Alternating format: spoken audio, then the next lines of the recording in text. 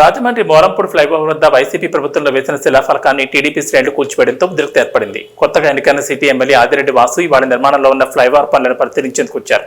ఈ సందర్భంగా ఎంపీ భారత్ పేరుతో ఉన్న శంకుస్థాపన శిలాఫలకాన్ని టీడీపీ శ్రేణులు కూల్చివేశారు.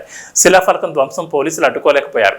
గత ఎన్డీఏ ప్రభుత్వంలో అప్పటి ఎంపీ మురళీమోహన్ శంకుస్థాపన చేస్తే గత ప్రభుత్వంలో మాజీ ఎంపీ భారత్ తన పేరు వేసుకుని మరోసారి శిలాఫలకం వేశారని ఎమ్మెల్యే వాసు విమర్శించారు.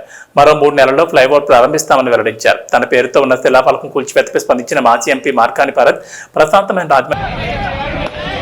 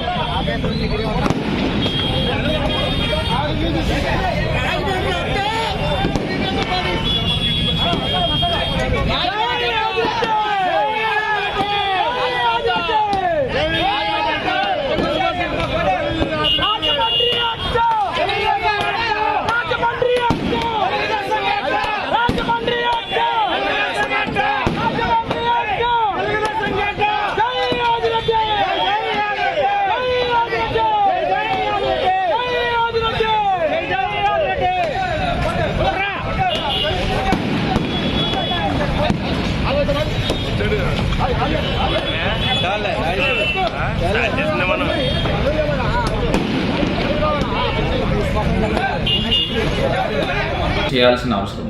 ఎందుచేతనంటే ఎన్నో ఆశలతో కొత్తగా ఏర్పడిన ప్రభుత్వానికి ప్రజలు ఓట్లు వేసి గెలిపించారు. మరి అలాంటిది ప్రజల యొక్క ఆశయ సాధనలు వీరు పనిచేయాలి తప్పితే ఇట్లా శిలాఫలకాలను బదలు కొడతాము, లేకపోతే విధ్వంసాలు చేద్దాము.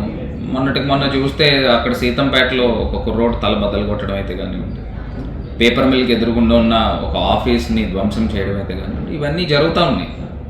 మరి ఒక్కసారి కొత్తగా ఎన్నికైన ప్రజాప్రతినిధులు ఈ పరిస్థితులు రాకుండా ఉండే విధంగా చూసుకోవాల్సిన అవసరం ఉంది.